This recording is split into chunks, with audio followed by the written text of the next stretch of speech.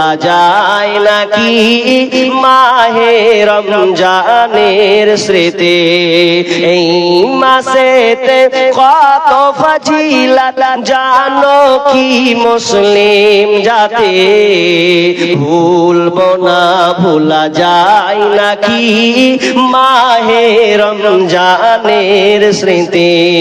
আল্লাহর সেই পবিত্র কালাম মহাগ্রন্থ আল কোরআন, কি মহিমা এই মাসে হয়েছে তার আগমন, যার কারণে এত সম্মান দিয়েছেন প্রভু রহমান।